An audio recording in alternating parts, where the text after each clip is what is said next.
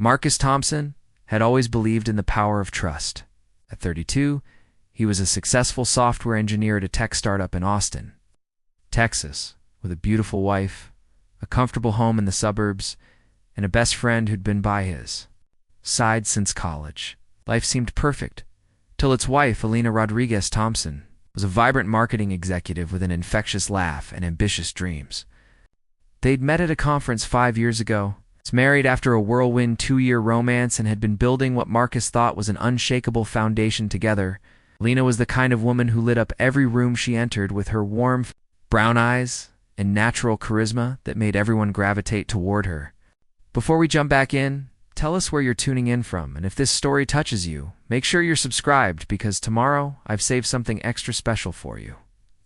Then there was Jake Morrison, Marcus's best friend since their freshman year at the University of Texas. Jake was the opposite of Marcus in many ways. Where Marcus was methodical and reserved, Jake was spontaneous and outgoing.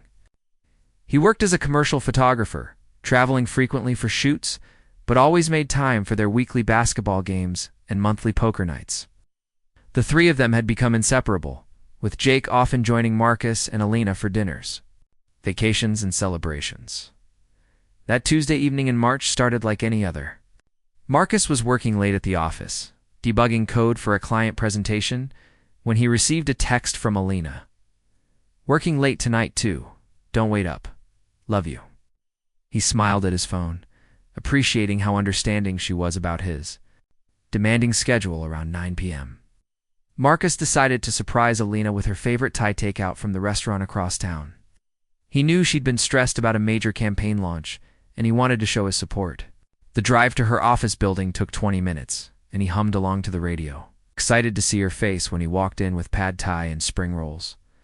But when Marcus arrived at the sleek downtown building where Alina worked, the garage was nearly empty. Her red BMW was nowhere to be found. Confused, he called her office directly. "Oh, Mr. Thompson," said the security guard he'd gotten to know over the years. "Mrs. Thompson left around 6 p.m., said she had dinner plans." Marcus felt a cold knot form in his stomach. Tried calling Alina, but it went straight to voicemail. Then he tried Jake, who also didn't answer. Probably nothing, he told himself. Maybe she'd met a client for dinner and forgotten to update him, but the seed of doubt had been planted. Over the next 2 weeks, Marcus began noticing things he'd previously overlooked. Alina's phone, which used to lie casually around the house, was now always face down and within her reach. She'd started working late more frequently, and her explanations became increasingly vague. When he suggested they invite Jake over for their traditional Friday night pizza, she quickly declined, saying she was too tired. "You know what, Marcus?" Alina said one evening, not looking up from her laptop. "I think we need some space from the usual routine. Maybe we should explore new friendships, new experiences." Marcus found this odd. Alina had always been social, but she'd never expressed dissatisfaction with their friend group before. When he pressed her about it, she became defensive. "Odd. Marcus, you're being paranoid. I'm just saying we don't need to spend every weekend with the same people. It's healthy to branch out." The argument that followed was their first real fight in months. Alina accused Marcus of being controlling and possessive, while Marcus felt like he was trying to hold on to something that was slipping away. They went to bed angry, sleeping on opposite sides of their king-sized bed with an ocean of cold sheets between them. Meanwhile, Jake's behavior had become equally strange. Their weekly basketball games were canceled more often than not, with Jake citing work obligations or family commitments. When they did see each other, Jake seemed distracted, checking his phone constantly and cutting conversations short. Marcus tried to shake off his growing paranoia. He loved Alina deeply, and Jake had been his closest friend for over a decade. Surely he was imagining things, letting work stress and general life pressures create problems where none existed. But then came the night that changed everything. It was a rainy Thursday in April, when Marcus left work early with a migraine. He'd been staring at screens for 12 hours straight, and the pounding in his head was unbearable. All he wanted was to go home, take some medication, and rest in his dark bedroom. As he pulled into his driveway, Marcus noticed an unfamiliar car parked across the street, a black Jeep Wrangler with photography equipment visible in the back seat. It looked like Jake's new work vehicle, but why would he be in their neighborhood in the middle of the day? Marcus entered through the front door, calling out softly, "Alina, I'm home early." No response. He kicked off his shoes and headed toward the kitchen for water and aspirin. That's when he heard its soft laughter coming from upstairs. Elena's laugh, followed by a deeper, masculine chuckle he recognized immediately. Marcus froze at the bottom of the staircase. Every rational thought in his mind screamed at him to announce himself, to walk up those stairs normally and greet his wife and best friend. But something primal and knowing in his gut told him to stay silent. He climbed the stairs slowly, his heart hammering so loudly he was sure they could hear it. The sounds were coming from the guest bedroom at the end of the hall, the room with the thick curtains that Alina had recently redecorated, claiming she wanted a cozy reading space. Through the partially open door, Marcus saw them. Alina was sitting on the edge of the bed wearing only a silk robe that Marcus had bought her for their anniversary. Jake was behind her, his hands on her shoulders, kissing her neck. The intimacy of the moment, the way she leaned into him, familiarity of their movements told Marcus this wasn't a first-time occurrence. "I hate lying to him," Alina whispered, her voice barely audible. "I know, baby," Jake replied, his voice thick with emotion. "But we can't keep doing this forever. We need to figure out how to tell him." "Tell him what?" "That his wife fell in love with his best friend. We've been sneaking around for 6 months. Marcus will never forgive either of us. And maybe it's time to stop caring about Marcus's feelings and start caring about ours." Marcus felt like he'd been punched in the chest. 6 months. They'd been betraying him for 6 months, and he'd been completely oblivious. Every late night, every canceled plan, every moment of distance from Alana had all been a lie. He backed away from the door carefully, his vision blurring with tears and rage. Moving as quietly as possible, he made it downstairs and out to his car. He sat in the driver's seat, gripping the steering wheel until his knuckles turned white, trying to process what he'd just witnessed. The two people he trusted most in the world had been systematically deceiving him. They'd shared intimate conversations about their relationship, made plans behind his back, and turned his home into a place of betrayal. The guest bedroom, their cozy reading space, had been their secret sanctuary. Marcus drove aimlessly around Austin for hours, his phone buzzing with texts from Alina asking when he'd be home. Each message felt like another knife twist. How could she act concerned about his whereabouts when she'd been in bed with his best friend just hours earlier? That night, Marcus lay in bed next to Alina, listening to her breathe while his mind raced. She'd acted perfectly normal when he came home, asking about his day and suggesting they ordered Chinese food. She'd even cuddled up to him during their Netflix show, her head on his shoulder like nothing had changed, but everything had changed. Marcus realized he had two choices: confront them immediately or gather more information first. Lawyer him, though he wasn't one, his analytical mind worked, similarly told him to build a case. If this was heading toward divorce, he needed to protect himself financially and emotionally. Over the next month, Marcus became a detective in his own life. He installed a small camera in the guest bedroom while Alina was at work, angled to capture the room without being obvious. Started documenting Alina's work late nights, cross-referencing them with Jake's social media posts and photography. Job schedule. He opened a separate bank account and began moving money slowly, preparing for the inevitable. The footage from the camera was devastating. Alina and Jake met at their house at least twice a week, sometimes more. They'd transformed the guest bedroom into their private retreat, complete with wine, candles, and the kind of passionate intimacy that Marcus hadn't experienced with Alina in months. But it was their conversations that hurt most. Marcus listened to them plan a future together, discuss how to break up his marriage, and even laugh about his boring personality. Jake called him clueless and emotionally unavailable, while Alina agreed that she'd outgrown their marriage. "Is a good man," Alina said during one recorded conversation, "but he's not the man I want to spend my life with. He's too predictable, too safe." I need someone who challenges me, who makes me feel alive. So when do we tell him? Jake asked. Soon. I've been thinking about it, and I want to wait until after Sarah's wedding next month. Right. I don't want to ruin her big day with our drama. But after that, I'll ask for a divorce. Sarah Chen was Elena's younger sister, and her wedding was planned for mid-June at a luxury resort in the hill country. Marcus had been looking forward to it, having grown close to Sarah over the years. Now he realized Elena was using her sister's wedding as a timeline for destroying their marriage, but Marcus began forming a different plan. Preparing and narrating this story took us a lot of time, so if you are enjoying it, subscribe to our channel. It means a lot to us. Now back to the story. Marcus threw himself into preparation with the same methodical approach he used for complex coding projects. He consulted with Rebecca Walsh, a sharp divorce attorney recommended by a colleague, without mentioning Elena's name initially. He learned about Texas divorce law, asset division, and the role of adultery in proceedings. Texas, Rebecca explained during their confidential consultation, adultery can affect alimony and property division. But you'll need solid evidence, not just suspicions. Marcus had more than suspicions. He had hours of video footage, documented timelines, and a growing file of evidence. He also started reaching out to mutual friends, carefully asking questions about what they might have observed. To his surprise, several people had noticed the unusual closeness between Elena and Jake, but had assumed it was innocent.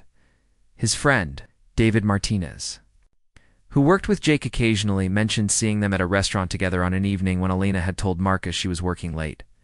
Another friend, Lisa Park, had noticed them holding hands at a coffee shop, but hadn't wanted to assume anything. I probably should have said something, Lisa confided when Marcus carefully broached the subject. But I kept thinking there had to be an innocent explanation. I mean, they're both such good people. Or at least I thought they were. Marcus also discovered financial evidence. Lena had been using her credit card for hotel rooms, expensive dinners, and gifts all on days when she claimed to be working late or attending business meetings. Jake had been posting photos from locations that matched Elena's supposed work trips. The betrayal ran deeper than just the affair. They'd been building an entire secret life together, funded partially by Marcus's own money through their joint accounts. As June approached, Marcus felt like he was living in a surreal drama. Elena became increasingly affectionate, perhaps feeling guilty about her plan to leave him after Sarah's wedding. She suggested they take a romantic getaway, buy new furniture for the house, and even brought up the idea of having children conversations that now felt like additional betrayals. Jake, meanwhile, had grown bolder. He came by the house more frequently, often when Marcus was at work. He'd even started offering to help with wedding preparations, volunteering to be one of the photographers for Sarah's ceremony. Isn't it great that Jake's so involved? Elena asked one evening, her eyes bright with what Marcus now recognized as the excitement of having her lover close by, really going above and beyond for Sarah. Marcus nodded, hiding his knowledge.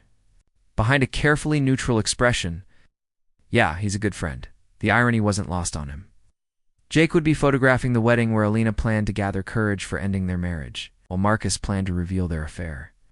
To everyone who mattered to them, the week before the wedding, Marcus made his final preparations.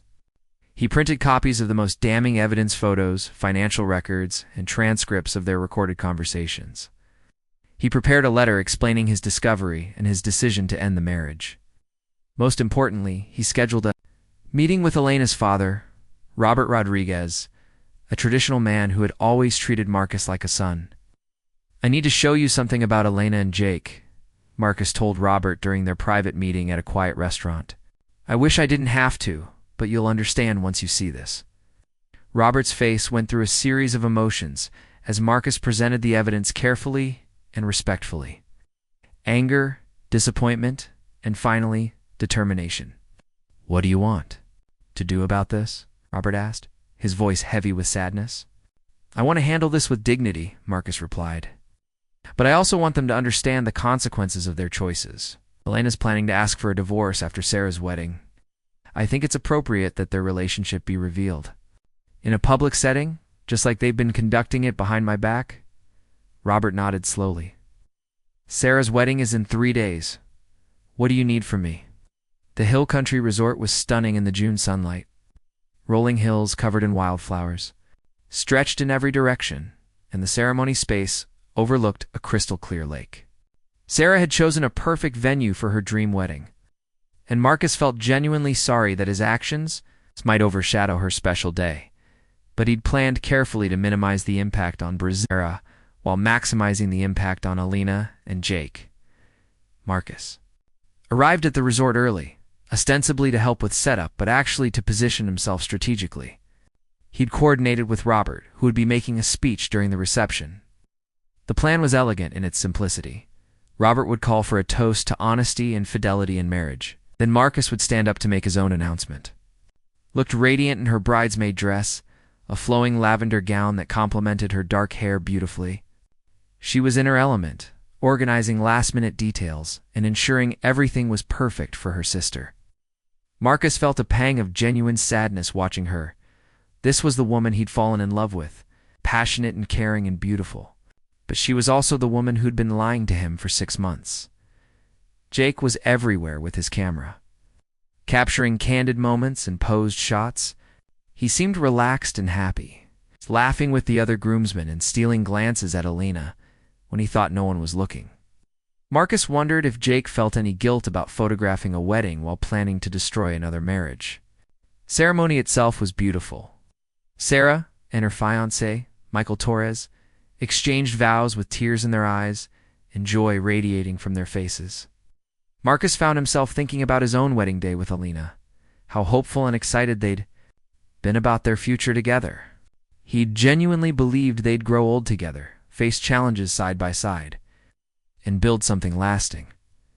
During the reception, Marcus played his role perfectly, chatted with relatives, danced with Alina during the couple's dance, and even shared a beer with Jake, who seemed completely comfortable in his presence. The cognitive dissonance was staggering. Jake could look him in the eye, shake his hand, then act like a loyal friend while planning to steal his wife. As the evening progressed, Marcus noticed Alina and Jake exchanging meaningful looks across the room. At one point, he saw them disappear into the resort's terrace together, turning about 15 minutes later with Alina's lipstick slightly smudged and Jake's tie askew.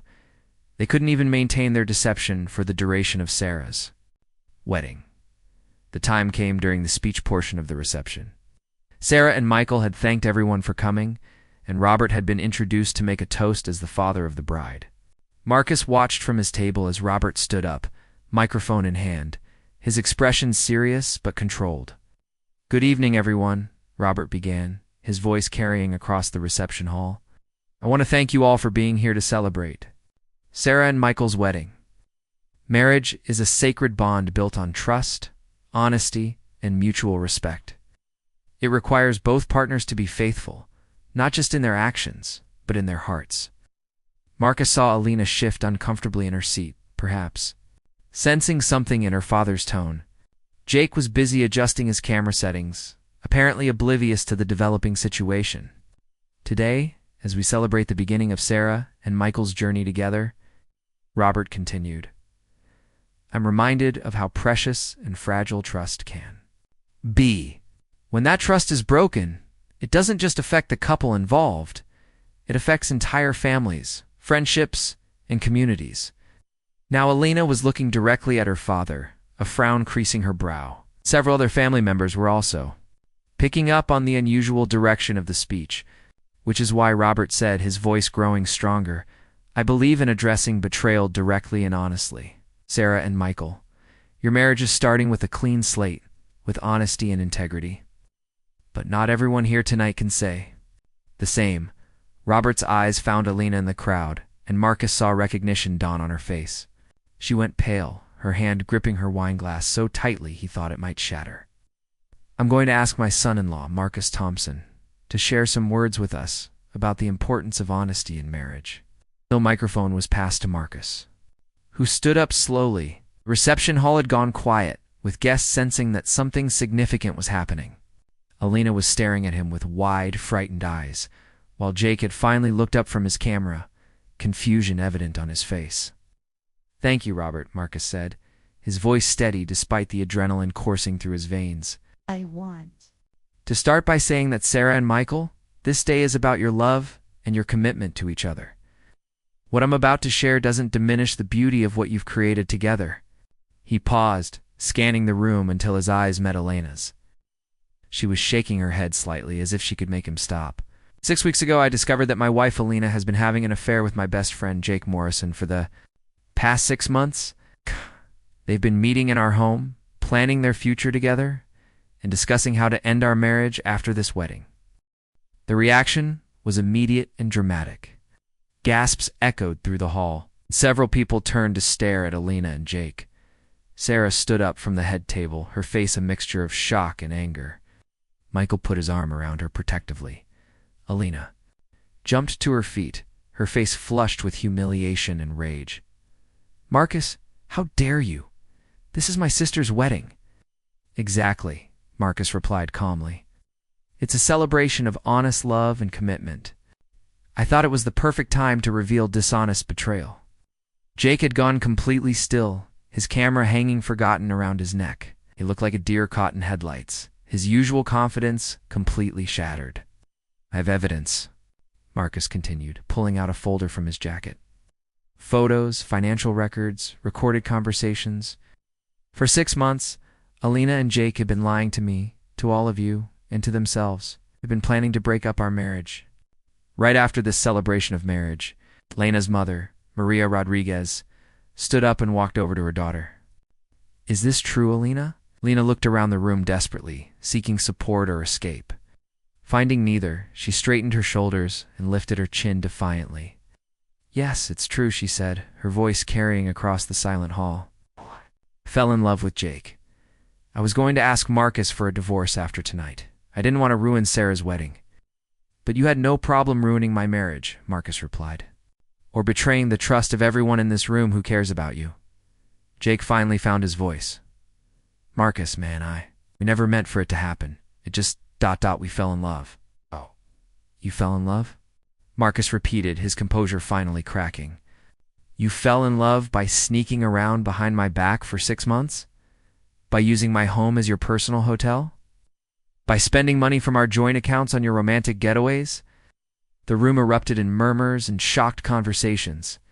Some guests were leaving uncomfortable with the confrontation. Others were staying, apparently fascinated by the drama unfolding. Sarah, who had been silent throughout the exchange, finally spoke. "Elena, how could you do this? How could you lie to everyone, especially on my wedding day?" "I didn't want to lie," Elena shot back, tears streaming down her face. "I was trying to protect everyone's feelings." "By betraying your husband and his best friend?" Robert's voice was cold and disappointed. "By planning to destroy a marriage after celebrating one?" Marcus raised his hand for silence. "I have one more thing to say, and then I'll let everyone get back to celebrating Sarah and Michael." He reached into his jacket and pulled out a manila envelope. "Elena, these are divorce papers. I filed them this morning. The grounds are adultery, and I have more than enough evidence to support the claim." Elena stared at the envelope like it was a venomous snake. "You can't be serious." "I am completely serious." "Our marriage is over, Elena. You ended it 6 months ago when you chose Jacob over me. I'm just making it official." He placed the envelope on the table in front of her and turned to Jake. "And Jake, I want you to know that I'm sending copies of all the evidence to your photography clients. I think they should know what kind of man they're hiring for their weddings." Jake's face went ashen. His photography business depended heavily on word of mouth referrals and trust. Having his adultery exposed to his client base would be devastating professionally. "Marcus, please," Jake said, his voice barely above a whisper. "Don't destroy my career over this." "I'm not destroying your career," Marcus replied. "You did that when you chose to betray your best friend. Actions have consequences, Jake. You taught me that." The reception continued, but the atmosphere was forever changed.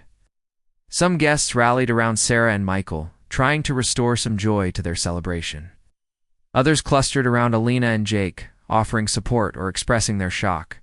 Many simply left uncomfortable with the drama. Marcus found himself surprisingly calm as he watched the chaos unfold. He'd expected to feel vindicated or triumphant, but instead, He felt oddly empty. The marriage he'd fought to save was officially over, and the friendships he'd valued were irreparably damaged.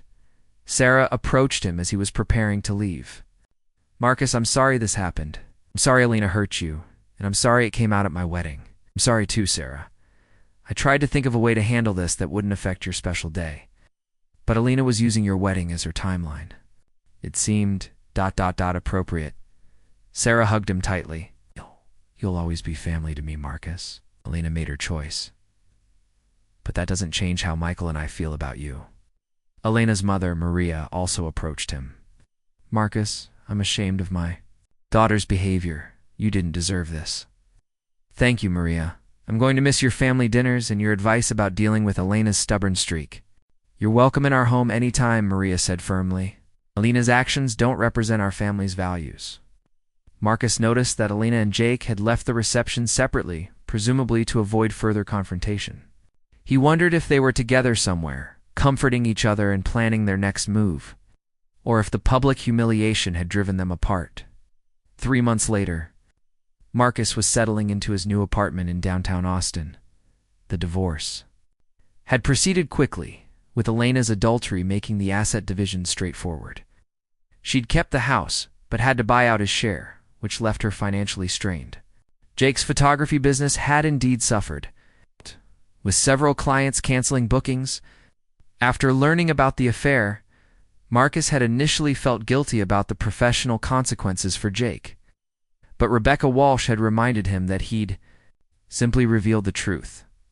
"People have a right to know the character of the vendors they're hiring," she'd said, "especially for weddings, which are supposed to be celebrations of commitment and fidelity." Lena had tried to contact Marcus several times, wanting to explain her behavior and apologize for the hurt she'd caused. He'd blocked her number after the 3rd voicemail. Realizing that nothing she could say would change what had happened or how he felt about it, Jake had sent one letter, delivered through a mutual friend. It was full of apologies and explanations about how the affair had just happened and how sorry he was for betraying their friendship. Marcus had read it once and thrown it away. Some betrayals couldn't be forgiven, no matter how sincere the apology. The most surprising development was the support Marcus received from their former mutual friends.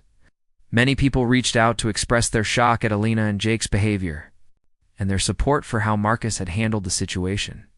Several mentioned that they'd suspected something was going on, but hadn't wanted to interfere.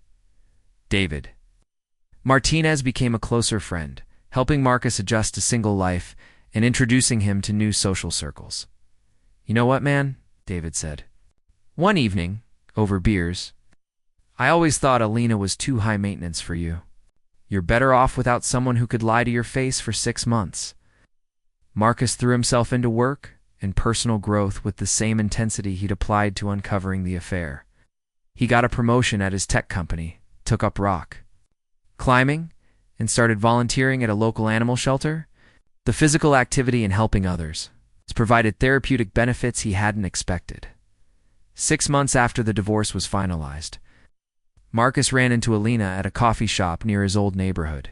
She looked different, thinner, tired, with worry lines around her eyes that hadn't been there before.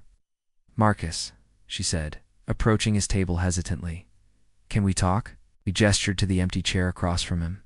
5 minutes. Alina sat down, her hands wrapped around a coffee cup like she was trying to warm herself. "I want you to know that Jake and we're not together anymore." Marcus felt a flicker of curiosity, but kept his expression neutral. "I'm sorry to hear that. Are you?" Alina asked, studying his face. "You don't seem surprised." "I'm not. A relationship built on betrayal rarely survives the consequences of that betrayal." Once the excitement of sneaking around was gone, he probably discovered. "You didn't have much in common." Elena's eyes filled with tears. "You're right. When it was secret, it felt passionate and exciting. But when it became real, when we had to face what we'd done, Jake blamed me for ruining his business. I blamed him for pushing me to leave you. We realized we'd destroyed our lives for something that was mostly fantasy." "Alina, I appreciate you telling me this, but it doesn't change anything. You made your choice, and I made mine. We're both living with the consequences." "I know," she said, wiping her eyes. I just... I miss your life together. I made a terrible mistake." Marcus looked at the woman who had been his wife, the woman he'd loved deeply and planned to grow old with. He felt sadness for what they'd lost, but not the crushing pain that had consumed him months earlier. "Alina, we can't go back. Even if I could forgive the affair, I could never trust you again. And without trust, we don't have a foundation for a relationship." "But people work through infidelity all the time," Alina said desperately. "We could try counseling. We could—" "No," Marcus said firmly. "We couldn't, because it wasn't just the affair, Alina. It was the lying, the manipulation. The way you used our home and our shared life as a cover for your betrayal. It was planning to leave me while pretending to love me. It was letting me believe I was the problem when you were the one who'd checked out of our marriage." Alina sobbed quietly, her shoulders shaking. "I know I hurt you. I know I don't deserve forgiveness, but I learned from this. I would never do it again." "I believe you," Marcus said, his voice gentler now. "And I hope you find happiness with someone who can give you what you need. But that person isn't me." He stood up, leaving money on the table for his coffee. "Take care of yourself, Alina, and maybe think about getting some therapy to figure out why you made the choices you did. Not for me, but for yourself." A year after Sarah's wedding, Marcus received an invitation to her first anniversary party. Sarah and Michael were hosting a small celebration at their home, and Marcus was touched to be included. The invitation came with a personal note. "Marcus, you'll always be family to us. Please come celebrate with people who love and respect you." Marcus almost declined, knowing that Alina and potentially Jake might be there. But he realized he'd spent enough time letting their betrayal control his decisions. He RSVP'd yes and bought a thoughtful gift for the couple. The party was warm and intimate, with about 30 guests celebrating in Sarah and Michael's backyard. Marcus was pleased to see several familiar faces from the wedding people who'd remained supportive throughout the divorce drama. Alina was there, as expected, but she looked different again. Healthier, more confident, with a genuine smile that Marcus hadn't seen in years. She was talking to a man Marcus didn't recognize, someone closer to her age with kind eyes and an easy laugh. "That's Elena's new boyfriend," Sarah explained when she noticed Marcus watching. "His name is Carlos. He's a teacher, very different from the type of men she usually dates. He seems really good for her." Marcus felt genuinely happy for Alina. He'd meant what he'd said about wanting her to find happiness, even if it couldn't be with him. Jake was notably absent from the party, which Marcus learned was intentional. "We invited him," Michael explained, "but he declined. Said he didn't want to make things uncomfortable for anyone. I think he's moved to Dallas, trying to rebuild his business there." As the evening progressed, Marcus found himself enjoying the celebration. He caught up with old friends, met new people, and felt a sense of closure he hadn't expected. This was what healing looked like, not the absence of pain, but the ability to find joy despite it. Near the end of the party, Alina approached him again, but this time she seemed calmer, more at peace. "Marcus, I just wanted to thank you," she said. "Thank me?" Marcus was genuinely surprised. "For forcing me to face the truth about myself. For not letting me get away with the lies I was telling everyone, including myself. I've spent the last year in therapy, working on understanding why I made such destructive choices." "And what did you learn?" Alina smiled sadly. "That I was running from intimacy, from the vulnerability of real commitment. The affair wasn't about Jake, not really. It was about avoiding the scary work of being truly present in a marriage. I was terrified of being fully known by someone, so I sabotaged our relationship before you could reject the real me." Marcus was quiet for a moment, processing this insight. "I'm glad you're working on yourself, Alina, and I'm glad you found someone who seems to make you happy." "Carlos is wonderful," Alina said, her face lighting up.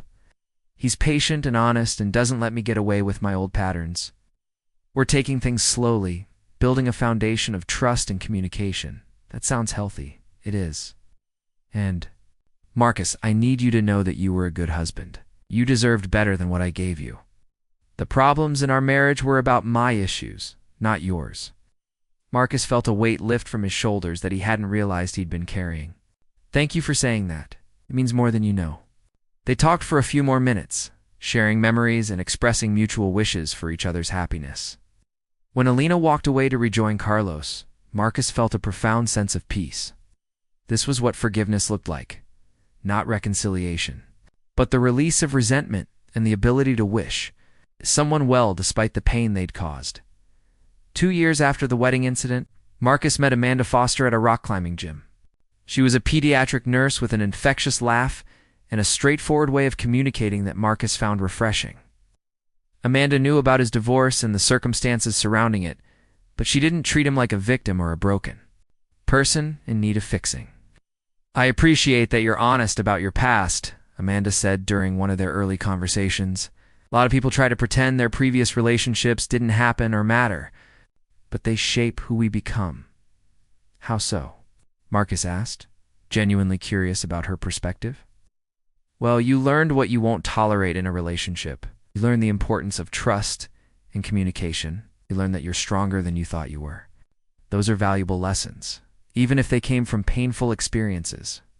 Marcus had never thought about his divorce in terms of valuable lessons, but Amanda was right. He'd learned to trust his instincts, to communicate his needs clearly, and to not settle for less than he deserved. He'd also learned that he could survive betrayal and emerge stronger on the other side. Their relationship developed slowly and naturally. Amanda met his friends and family, and Marcus met hers. There were no secrets, no hidden agendas, no dramatic declarations of love. Instead, there was steady growth, mutual respect, and the kind of comfortable intimacy that Marcus had never experienced before. "You know what I love about us?" Amanda said one evening, as they cooked dinner together in Marcus's apartment. "We're boring in the best possible way. No drama, no games, no uncertainty about where we stand. Is that what you want?" Though he was smiling, boring, "I want to be honest. I want to be reliable. I want someone who shows up constantly and doesn't make me wonder if they're committed to our relationship. If that's boring, then I'll take boring over exciting any day." Marcus realized that Alina had been right about one thing: he was predictable and stable. But Amanda helped him see that these weren't flaws to be overcome. They were strengths to be valued. 3 years after Sarah's wedding, Marcus was at a business conference in Dallas when he spotted Jake across the hotel lobby. Jake looked older, more worn, but he was laughing with a group of colleagues and seemed to be doing well professionally. Marcus's first instinct was to avoid the encounter entirely. He'd moved on from the betrayal, built a new life, and had no desire to revisit old wounds. But as he turned to leave, Jake noticed him in their eyes. Met across the crowded space. For a moment, neither man moved. Then Jake excused himself from his group and walked over, his expression cautious but determined. "Marcus," Jake said, stopping a few feet away. "I wasn't sure if you'd want to talk to me." "Not sure either," Marcus replied honestly. "I guess we'll find out." They found a quiet corner of the lobby, away from the conference crowds. Jake looked nervous, fidgeting with his camera strap in a gesture Marcus remembered from their college days. "I heard you're doing well," Jake said. "The promotion, the new relationship. I'm glad things worked out for you. Thank you." "Heard. Your business recovered. That's good." "Yeah, it took a while, but I learned some hard lessons about reputation and trust. I had to basically start over, but it was probably what I needed." They sat in awkward silence for a moment before Jake continued. "Marcus, I know my apology letter didn't mean much at the time, but I want you to know that I've spent the last 3 years thinking about what I did, not just the affair, but the betrayal of our friendship. What we had was real, and I destroyed it for something that was ... temporary." Marcus studied his former best friend's face. Jake seemed genuinely remorseful, aged by the consequences of his choices in a way that suggested real growth rather than just regret about getting caught. "Alina told me at Sarah's anniversary party that you two didn't last," Marcus said. "No, we didn't. Turns out when you build a relationship on lies and betrayal, it doesn't have a solid foundation. Who would have thought?" Jake's smile was rueful. "We lasted about 4 months after everything came out. The guilt, the judgment from friends and family, the way we'd both blown up our lives. It poisoned whatever we thought we had." "I'm sorry it didn't work out," Marcus said, and he meant I wouldn't wish unhappiness on anyone, even someone who hurt me. That's more grace than I deserve, Jake said quietly. I know I can't undo what I did, and I'm not asking for forgiveness. I just wanted you to know that I understand the magnitude of what I destroyed. Your marriage, our friendship, the trust of everyone who knew us. I carry that weight every day. Marcus felt a surprising sense of peace. This wasn't the angry, defensive Jake he'd expected to encounter. This was someone who had genuinely reckoned with his actions and their consequences. Jake, I appreciate you saying that, and for what it's worth, I do forgive you. Not because what you did was okay, but because holding on to anger was hurting me more than it was hurting you. Jake's eyes filled with tears. I don't know what to say to that. You don't have to say anything. Just be better. Learn from what happened, and be the kind of man who doesn't betray the people who trust him. They talked for a few more minutes, sharing brief updates about their lives. Jake had indeed rebuilt his photography business, focusing more on commercial work and less on weddings. He was in therapy, working on understanding his own patterns of self-destruction. He was dating someone new, but taking things slowly and being completely honest about his past. I tell every woman I date about what I did, Jake said. I figure if they can't handle knowing I'm capable of that kind of betrayal, then they shouldn't be with me. It's actually been a good filter for finding someone who can see past my mistakes. As they prepared to part ways, Jake extended his hand. Thank you for talking to me, Marcus. And thank you for forgiving me, even though I didn't earn it. Marcus shook his hand, feeling a chapter of his life finally close. Take care of yourself, Jake, and don't make the same mistakes twice. 6 months later, Marcus was planning a proposal. To Amanda, they'd been together for nearly 2 years, and he'd never been more certain about anything in his life. Amanda was everything Alina hadn't been an honest. Dependable, emotionally available, and completely committed to their relationship. But Marcus found himself struggling with anxiety about marriage itself. The betrayal he'd experienced had left him with a deep fear of being vulnerable again, of trusting someone completely with his heart and future. Amanda, their characteristic directness, noticed his hesitation. Marcus, are you having second thoughts about us?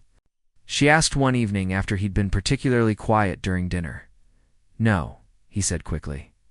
Never about us.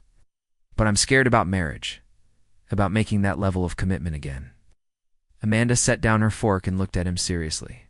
Tell me what you're afraid of. I'm afraid of being blindsided again. I thought Alina and I had a solid marriage, and I was completely wrong. How do I know I'm not missing something important again? Can't know, Amanda said simply. That's what makes it scary, and also what makes it meaningful.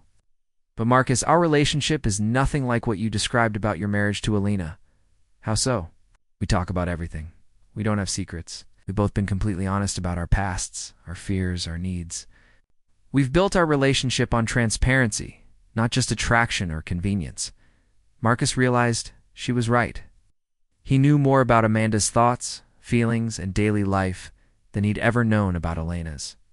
They'd established patterns of communication and trust that made betrayal much less likely. Plus, Amanda continued with a small smile, I've seen what you do to cheating spouses. You're terrifying when you're betrayed. I have no desire to be on the receiving end of that level of strategic revenge. Marcus laughed, feeling some of his anxiety lift. That's not exactly a romantic reason to stay faithful. No, but it's a practical one, and I'm a practical person. Amanda reached across the table to take his hand. Marcus, I can't promise you that I'll never hurt you, or that our marriage will be perfect, but I can promise you that I'll never lie to you, never cheat on you, and never take your trust for granted. Is that enough? It was more than enough. Marcus proposed 2 weeks later at the same rock climbing gym where they'd met, with a ring.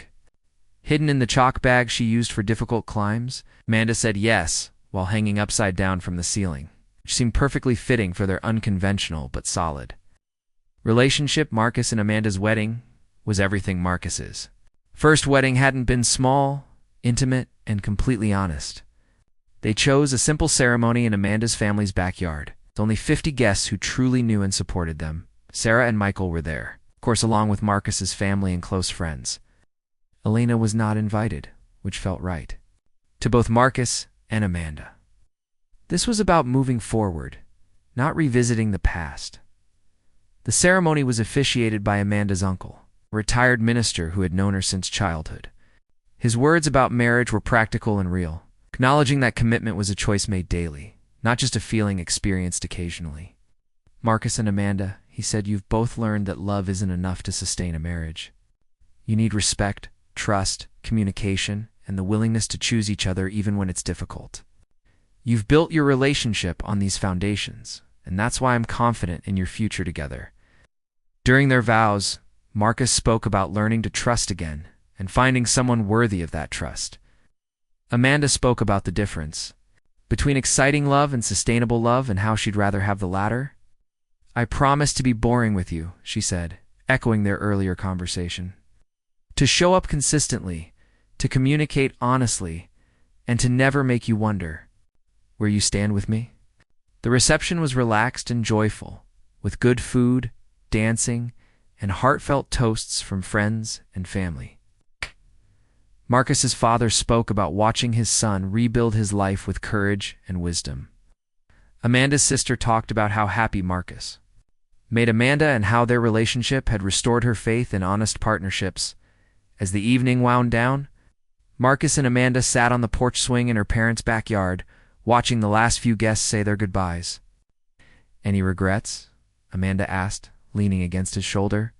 Only that it took me so long to find you, Marcus replied, and that I had to go through so much pain to learn what I really wanted in a partner. Maybe you needed to go through that? Pain to be ready for this, Amanda suggested. Maybe if we'd met 5 years ago, you wouldn't have appreciated what we have. Marcus considered this. She was probably right. His experience with Elena had taught him to value honesty, consistency, and emotional availability in ways he might not have understood before. Besides, Amanda continued, if you hadn't gone through that betrayal, you might not have had the courage to expose Elena and Jake at the wedding, and that was pretty badass. Marcus laughed. You think so? I think it was perfect. They planned to use someone else's wedding as their timeline for destroying your marriage, so you used it as your timeline for revealing their betrayal. There's a beautiful symmetry to that. Rebecca Walsh said the same thing. She called it poetic justice. Smart woman, like her. They sat in comfortable silence, watching fireflies dance in the garden. Marcus felt a deep sense of contentment and gratitude. He'd lost a marriage and a best friend, but he'd gained something. It's more valuable than knowledge of what he truly wanted and the courage to demand it. 5 years after the original wedding incident, Marcus received an unexpected call from Elena. She and Carlos were engaged, and she wanted to invite Marcus and Amanda to their wedding. The invitation felt surreal. The woman who had betrayed him was asking him to celebrate her new marriage. I understand if you don't want to come, Elena said during their phone conversation, but you were an important part of my life, and I'd like you to be there if you're comfortable with it. Marcus discussed the invitation with Amanda, who was surprisingly supportive of the idea. I think it might be good closure, she said. And I'm curious to meet this woman who taught you so much about what you don't want in a partner. They decided to attend, viewing it as a final test of Marcus's emotional healing. If he could celebrate Elena's new marriage without anger or resentment, then he'd truly moved on. The wedding was beautiful and intimate, held at a small vineyard outside Austin. Elena looked radiant in a simple white dress, and Carlos seemed genuinely devoted to her. During the ceremony, Marcus found himself hoping that Elena had learned from her past mistakes and would be faithful to this new commitment. The reception was elegant and tasteful, with none of the drama that had characterized Sarah's wedding. Years earlier, Marcus and Amanda sat with Sarah and Michael, who had become close friends over the years. They laughed and talked and genuinely enjoyed the celebration. When Elena and Carlos made their rounds to thank guests, Elena stopped at Marcus's table. Marcus, Amanda, thank you so much for being here. It means the world to me. Congratulations, Elena, Marcus said sincerely. I hope you and Carlos have a long and happy marriage. Thank you, and Marcus, I want you to know that I've learned so much from our marriage and its ending. I'm a better person now, and a better partner. I won't make the same mistakes again." "I believe you," Marcus replied, "and I'm genuinely happy for you both." As Alina walked away, Amanda squeezed Marcus's hand. "How do you feel?" "Peaceful," Marcus said, realizing it was true. "I feel like I can finally close that chapter of my life completely." Later, as they were leaving the reception, Marcus and Amanda ran into someone unexpected, Jake, who had apparently been invited as Elena's photographer. He looked professional and composed, but Marcus could see the nervousness in his eyes. "Marcus," Jake said, approaching cautiously. "I wasn't sure if you'd be here." "Elena invited us," Marcus replied. "I'm glad she found happiness." "Yeah, me too. Carlos is a good guy. He's exactly what she needs." Jake turned to Amanda. "You must be Amanda. I'm Jake Morrison. I'm the best friend who betrayed Marcus." Amanda studied Jake with frank curiosity. "I've heard a lot about you. You look different than I expected, older or worn." "Down?" Jake asked, with a self-deprecating smile. "More human," Amanda said. "Marcus described you as someone who seemed to have no conscience about what you've done, but you look like someone who's carried a lot of guilt." Jake nodded. "I have, and I should. What I did was inexcusable, and I've spent the last 5 years trying to become someone who wouldn't make that choice again." They talked for a few minutes, with Jake sharing updates about his life and his continued commitment to therapy and personal growth. As they prepared to leave, Jake extended his hand to Marcus one final time. "Thank you for forgiving me," he said, "and thank you for forcing me to face the consequences of my actions. I needed that wake-up call." "We all make mistakes, Jake. The important thing is learning from them." As Marcus and Amanda drove home, they reflected on the strange journey that had brought them to this point. From betrayal and heartbreak to new love and genuine happiness, it had been a long road, but ultimately a rewarding one. "Do you think Alina and Carlos will make it?" Amanda asked. "I think they have a better chance than Alina and I did," Marcus replied. "She's learned some hard lessons about honesty and commitment. And Carlos knows her history, so he's going in with his eyes open." "What about Jake?" "Jake's working on himself, which is all anyone can do. I hope he finds someone who can trust him despite his past, and us," Amanda asked with a smile. "What do you think we'll do?" Marcus reached over to take her hand. "I think we'll do just fine. We've built something real and honest and sustainable. We've learned from other people's mistakes and our own, and we choose each other every day, even when I'm bored, especially when you're bored. I love our boring, predictable, drama-free life." Marcus Thompson sat in his home office, working on a presentation for his tech company's annual conference. Outside, he could hear Amanda playing with their 2 young children in the backyard. 5-year-old Emma and 3-year-old James had inherited their mother's laugh and their father's methodical approach to building elaborate sandclust. It was a Saturday afternoon in spring, and the house was filled with the comfortable sounds of family life. Marcus had never imagined he could be this happy, this content with the simple pleasures of a stable marriage and parenthood. His phone buzzed with a text from Sarah. "Guess who's getting divorced? Jake and his wife? Apparently old habits die hard." Marcus frowned at the message. Jake had married a fellow photographer 3 years earlier, and Marcus had hoped he'd truly changed. But some people, it seemed, were destined to repeat their mistakes. He texted back, "Sorry to hear that.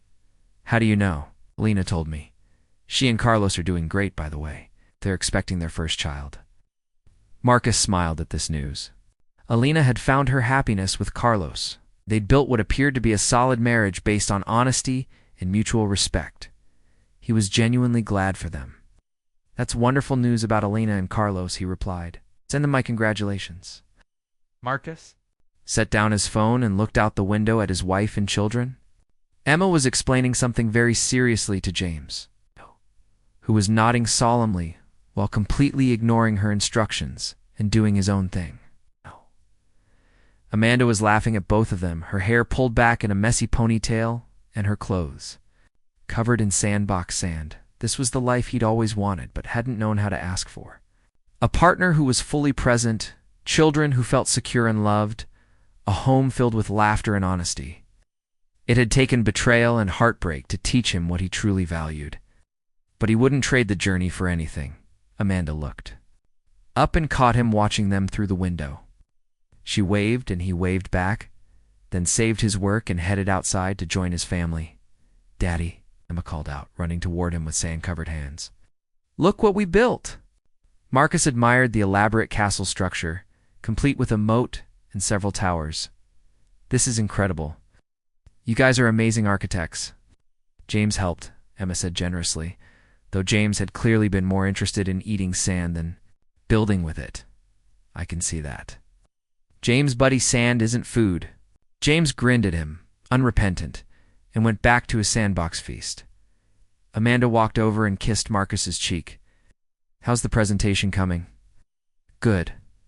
I was just thinking about how perfect this is," Marcus said, gesturing toward their children. "And their home, even when it's chaotic and messy and loud. Especially then. I love our beautiful, chaotic, honest life." Amanda smiled and took his hand. "Me too. Though I have to ask, do you ever wonder what would have happened if Alina hadn't cheated? If you two had stayed together?"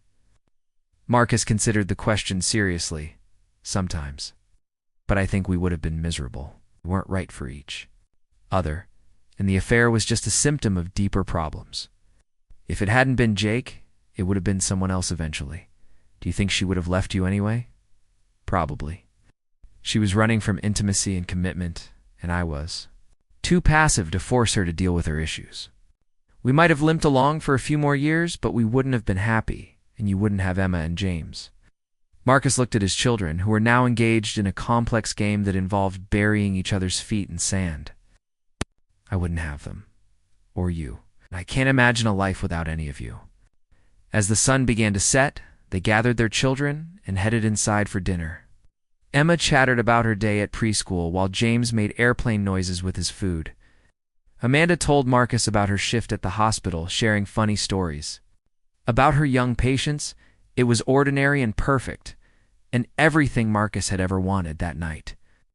After the children were in bed and Amanda was reading beside him, Marcus reflected on the strange twists of fate that had brought him to this moment. A devastating betrayal had led to the most public confrontation of his life, which had led to personal growth and healing, which had led to meeting the love of his life. He thought about Alina, now happily married and expecting a child with a man who appreciated her honesty and growth. He thought about Jake, apparently struggling with the same destructive patterns that had cost him so much years earlier. And he thought about Sarah, who had become not just a sister-in-law but a true friend, someone who had seen him at his worst, and never judged him for his choices. Most of all, he thought about Amanda, who had taught him that love didn't have to be complicated or dramatic to be real. Sometimes the most profound connections were built on simple things: trust, consistency, shared values, and the willingness to choose each other every single day. "What are you thinking about?" Amanda asked, looking up from her book. "Just grateful," Marcus replied. "Grateful for all of it, the good, the bad, and everything that led me to you, even the wedding incident, especially the wedding incident. That was the moment I stopped being a victim and started taking control of my own life. Everything good that's happened since then can be traced back to that decision." Amanda smiled and returned to her book. "Well, remind me never to cheat on. You're terrifying when you're betrayed." "You'll never have to worry about that," Marcus said, pulling her closer. "You're stuck with me for the long haul." "Good," Amanda replied, settling against his shoulder. "I like being stuck with you. It's the most beautiful kind of boring thing I could imagine." As they fell asleep together, Marcus felt a deep sense of peace and completion. The boy who had been betrayed by his wife and best friend was gone, replaced by a man who knew his worth and refused to settle for less than he deserved. The marriage that had been built on assumptions and avoidance had been replaced by one built on honesty and intention. And sometimes late at night, when the house was quiet and his family was safe beside him, Marcus would remember that moment.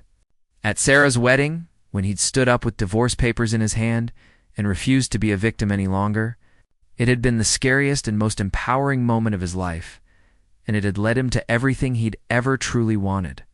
The betrayal had been devastating, but the recovery had been transformative, and in the end, that made all the difference.